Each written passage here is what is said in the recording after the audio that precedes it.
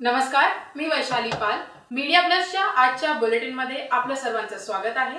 तर चला पाहूया आजच्या ताज्या घडामोडी.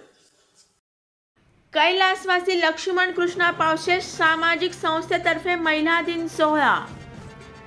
डोंबिवली शिवसेना शाखा कोपरगाव वार्ड क्रमांक 65 कैलासवासी लक्ष्मण कृष्णा पावशे सामाजिक संस्थेतर्फे 8 मार्च महिला दिन मोठ्या उत्साहात साजरा करण्यात आला.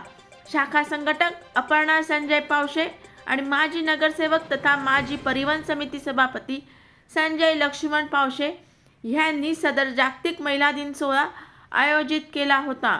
या कार्यक्रमासाठी महिला व बाल विकास महाराष्ट्र शासन संरक्षण अधिकारी निकिता साबळे, डॉक्टर नयना देवरे, हास्य क्लब संचालिका हास्य सारिका वारंग, अहिल्या होळकर, शाळेच्या मुख्याध्यापिका जतकर प्रमुख पाहुण्या म्हणून उपस्थित होत्या.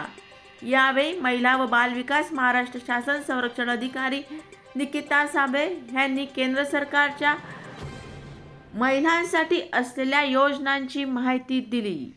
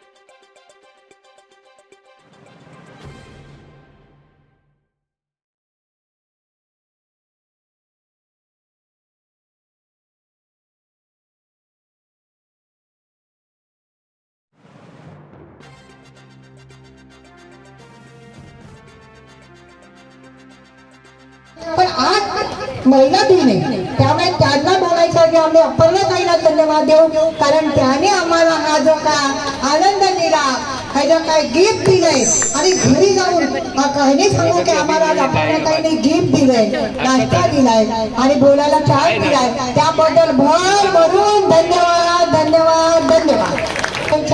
असंच आम्हाला बोलवा, आम्ही तुमच्या पाठीच्या वर. पावसे साहेब आगे चला, हम तुम्हारे साथ है. संरक्षण अधिकारी निकिता साबळे, पंचायत समिती कल्याण. तर मी एकच बोलू इच्छिते की महिला सुरक्षित असणे हे आवश्यक आहे. या महिला दिनी 8 मार्च तर मी अशी सांगू इच्छिते की महिलांचं संरक्षण आणि महिलांची संरक्षण हे प्रत्येकच कुटुंबाचं किंवा शासनाचं हे काम असते आणि त्या ठिकाणी प्रत्येक कामाच्या ठिकाणी किंवा शाळा कॉलेजेसमध्ये ICC कमिटी ही आवश्यक असते.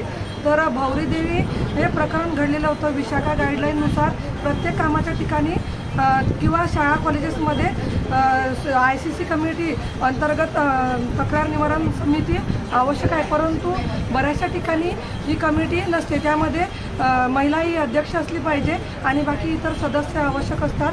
आणि बऱ्याचशा आमच्या शासकीय संस्था किंवा शासकीय ऑफिसेसमध्ये या म्हणजे त्या हे असतात, स्कीम असतात, त्या पण आम्ही सांगत असतो आणि त्या अंतर्गत महिलांची सुरक्षा ही आवश्यक असते. आणि आमच्या महिला बालविकासमध्ये तरी आमच्या ज्या पण घटना घडतात त्यांचा आम्ही सर्वे करून प्रत्येकच महिलांचं संरक्षण करण्याचा प्रयत्न करत असतो. थँक्यू. तर या अंतर्गत मी सांगू इच्छिते, आमच्या इथं एक बाल कल्याण समिती असते. तर बाल समिती अंतर्गत मुलांचं एक बाल न्याय मंडळ असते. त्या बाल न्याय मंडळामध्ये जे असे शाळे कॉलेजेसमध्ये जे रेपचे केसेस होतात किंवा मुलांची छळवणूक केल्या जाते, तर त्या ठिकाणी सर्वे केला असता अशा ठिकाणी स्वतः मुख्याध्यापक बोलतात की अशा बऱ्याचशा शाळा अशा आहे परंतु मुख्याध्यापकांनी असं बोलायला नको, कारण मुख्याध्यापक हे शाळेचा सर्वेसर्वा असतो आणि त्याने जर असं बोललं तर बाकीच्या जनतेने किंवा शिक्षकांनी कोणाकडे बघायचं, ही सर्व जबाबदारी ही मुख्याध्यापकांची आणि एरियातील लोकांची असते आणि त्या ठिकाणी शासनाने पण खबरदारी घेतली पाहिजे आणि अशा शाळेचा सर्वे केला पाहिजे की ज्या ठिकाणी हे म्हणजे सर्व नियमांचं पालन करू शकत नाही. फोटो आहे का?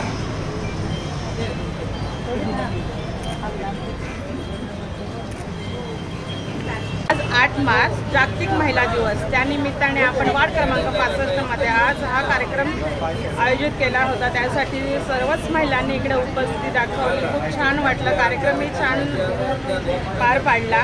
तर सर्व महिलांना माझ्याकडून जागतिक महिला दिनाच्या हार्दिक शुभेच्छा.